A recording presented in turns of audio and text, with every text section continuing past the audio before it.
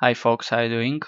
Probably the most interesting game of this fourth round of the Norway 2014 chess tournament was the Russian battle between Sergei Karjakin with white pieces and Alexander Grischuk as black. Let us see what happened in this game.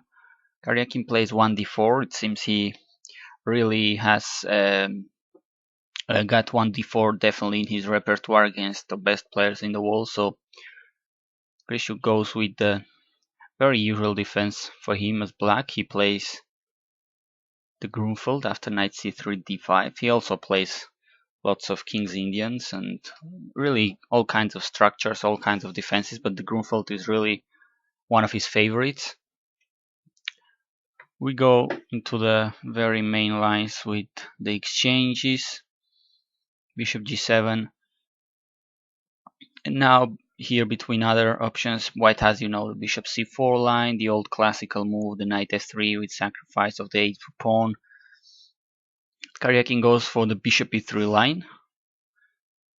Absolutely theoretical as well. Now rook c1 and queen a5 with queen d2. This is the normal move here. And of course, very theoretical. A favorite, for instance, of Kramnik with white pieces. Also Aronian has tried it lots of times, and also other strong Armenian GMs. It seems to be trendy there. And well, black has two major options here: to play how Grischuk did, castling, or to exchange on d4, reaching this well-known endgame after queen takes, king takes.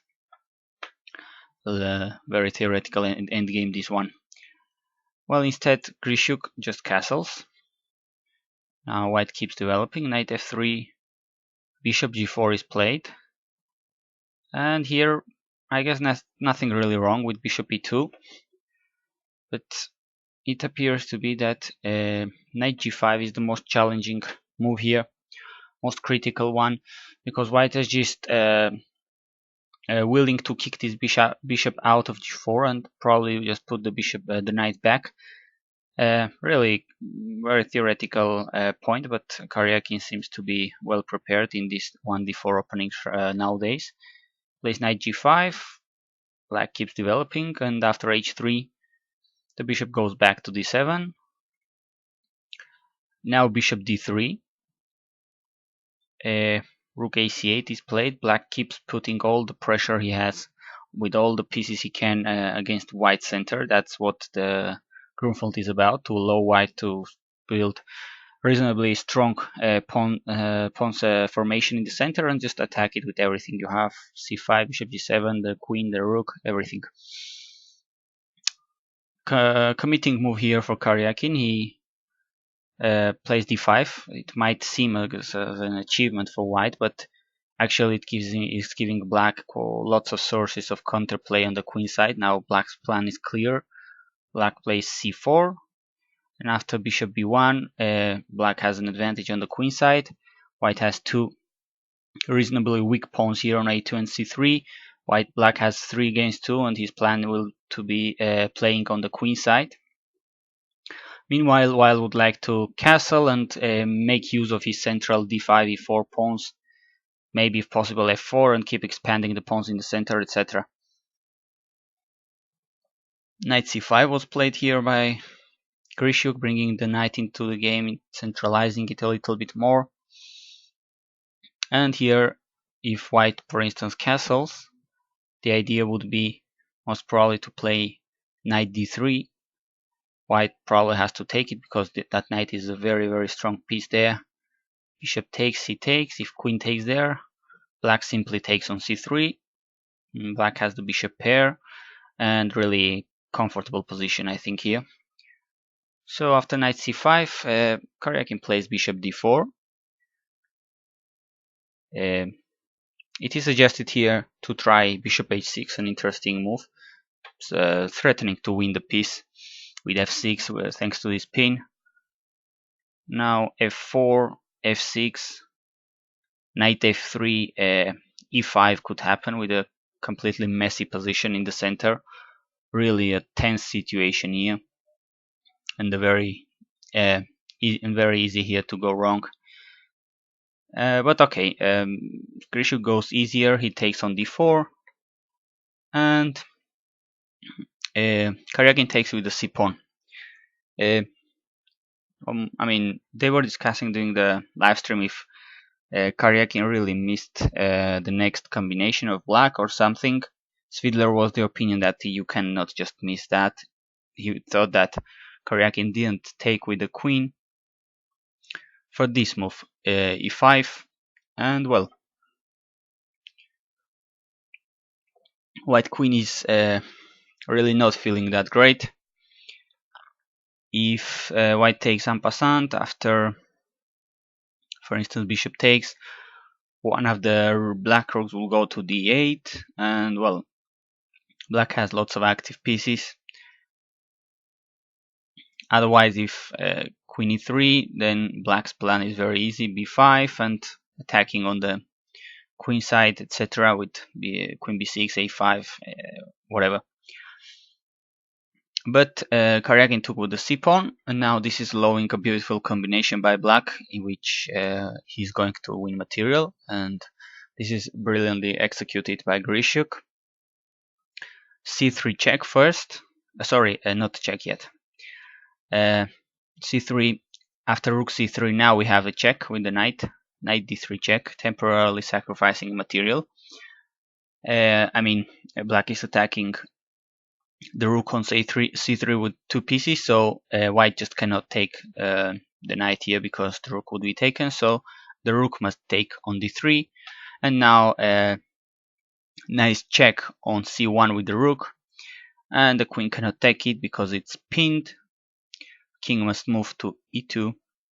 Now after the queen exchange, black is winning material back, in fact winning the exchange, taking the rook on the corner. Now white has a pawn, but he's down the exchange. Really quite a complicated position, this one. I mean, black has material superiority here and should be better, but the position is quite unbalanced. Not that easy one to find the concrete moves here, and really a complex position here. White has more active pieces somehow, because this rook, as we will see right now, is not going to come back into the play that easy. Rook b3 is what Karjakin plays, b5, knight f3. Right now, for instance, this rook, the only square has available to go to is f1, which is basically not that great square to go to. Apart from that, this knight could be threatening to jump onto e5 or g5, mainly e5, I guess, to be very active. So Grischuk stops that, playing f6, controlling e5 and g5. And now knight e1. This rook, this black rook on the corner on h1 is now kind of buried alive. It's not going to be playing for a while. White is just using a knight to stop it, so kind of dynamically recovering the material balance, but still this is a complex position, all about active pieces, and so far white has an active rook, more or less an active one, and black doesn't have that many active rooks here. Really interesting position, as you can see. a5, rook c3, rook goes back to an open file, and rook c8. Grischuk wants these rooks to be exchanged, but Karjakin says, well, if you want to exchange, take it first, because if you take now, I take with the d pawn, and I have a couple of interesting pawns here, and my bishop is going to come into play. Your rook is not doing anything for the moment being, and well, this could be balanced, but seems difficult to assess, really. Instead of this, well, it was the engine suggests to play king f8 move, bishop d3 for instance, rook b8 to defend it, and well, this allows rook c7 going into the 7th. But well, the engine keeps calm. He puts the bishop back and says, well, and just argues that white has no way to improve his position, to make an advance. If e5, f5, and now white cannot be over ambitious here. For instance, you cannot go ahead and try to have a passed pawn, as I would like to do here. If Black takes, white takes, now rook d8, and white is rooking that, losing that pawn, and suddenly black is really having lots of advantage here. Well, instead, after rook c5, b4 was played by Grischuk. Now bishop d3, a4. He keeps pushing his pawns on the queen side to create a passed pawn. Rook a5, b3, a takes. White goes on to the 7th. Rook d8 and rook b7, just behind the passed pawn. Really, as you can see, I mean, black was supposed to have an advantage, but it's not so easy when you have a rook trapped on h1, not playing, not doing almost anything, just keeping this king here, protecting the knight. So this was a complex position, complex game from the beginning. Rook a8 now. I mean, black is temporarily giving up his bishop on d7 just to activate his rook and get in. So white takes and rook a2 check. King c3. Of course, now white is forced to leave the protection of the knight, so black takes the pawn back. King takes b3. Rook takes f2.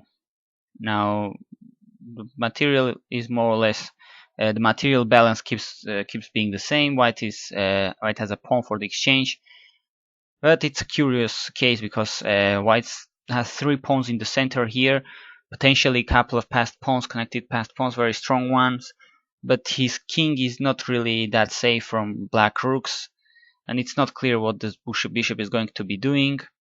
On the other hand, black king isn't that safe either, but it's on the other hand near these potential passed pawns, so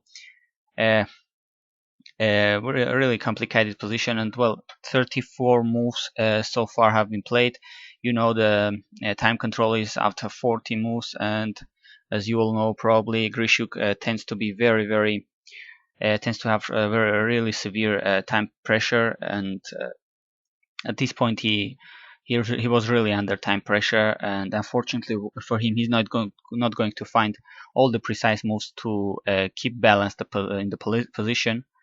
After rook takes e7, rook e3, simple threat to take the rook, to take the bishop with the rook. King c4, rook d2, once again attacking that bishop. Bishop b1, and here it seems Grischuk goes wrong. He plays the rook b2 move. Well, seems natural, attacking the bishop, etc. But it seems the correct way to go it was to play rook e1 to attack the bishop with the other rook. And here, well, white just cannot play, for instance, bishop d3 because rook c1 and bye-bye the bishop. Instead, the move here for white would be to play d6 to keep pushing his pawn. Now, once again, it's black who cannot just blitz his move taking the bishop because d7, and how are you going to stop this pawn from promoting? But instead, black has rook ed1 move to take the d4 pawn and control the d8 square. Once again, king c5 is precise for white, otherwise he's losing if he just pushes the pawn. Now black takes with a check, he takes d7, and this is winning for black. So after king c5, rook takes b1, d7, but black is just in time to achieve the draw. The rook c2 check, king d5, rook b5 check, last trick. White could be checkmated after king e6 in just one move with rook c6, but he can avoid it, putting the king on d6 and just take a draw after this perpetual check. So it seems this was the way to save the day for black, for Grischuk here, but really not easy to find all these variations. I mean, I guess not that easy even for GMs to calculate all this with just a couple of seconds on the clock. He was really in a huge time pressure, Alexander, in this game, so before the time control he just makes a mistake. Rook b2, now d6.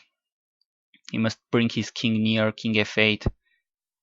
By the way, here white could have taken, I think, h7 easily, because if rook takes, now d7, and no way black is stopping this pawn from promoting other than giving up his rook with rook b8 and now rook h8, and white takes the rook. But instead, on the 39th move, Karjakin played bishop d3, rook d2, and now this bishop, after a couple of moves, is going to be safe finally. Rook a3, king b4, the king goes active. Rook a1, bishop c4, the bishop escapes his fate. And apart from that, white has a really dangerous passed pawn here. And adding to that, the now unsafe situation of the black king, this gives quite an edge to white right now. Rook c1 was played, but after some precise moves by Karjakin, hitting the king away from the rook, d7 check, king c5 is played here, king c7. This is necessary because white's plan is just, if say rook dc2 trying to win the bishop, after king d6 there is no way to stop the checkmate on the back rank. The king cannot move, and the black just cannot avoid this checkmate in any way. So king c5, king c7 was necessary. That's what Grischuk plays. But white just takes a7. Now rook cd1, d5, rook c1 back, g4, g5. Okay, black stopped another passed pawn here. This pawn is weak, but it doesn't really matter that much, as now after sacrificing this pawn, promoting, black king takes, white can leave this bishop without protection, because obviously white is threatening checkmate in one of the back rank. So king e8, bishop b5 check, king f8, and the king keeps cruising. He's going to take these pawns, and white has a couple of connected passers here who are gonna make the day here. Rook e1, king takes f6, rook f2 check, king g6, and Alexander Grischuk resigned here after 54 moves. Well, what to do here for black? If black just, for instance, takes on e4, quite easily, rook h8 check, king e7 is forced, and rook e8 check, skewer taking the rook for free, game over. So really there is no way, no hope here after king g6 for black. So after a really complex and messy game, Grischuk had to resign, having quite an irregular tournament so far, 2 victories, two lost games, and well, there it goes. This was, I think, the only decisive result of the tournament, of the round, but other interesting games happened there. Hoping to see more exciting chess in future rounds. Thanks for watching.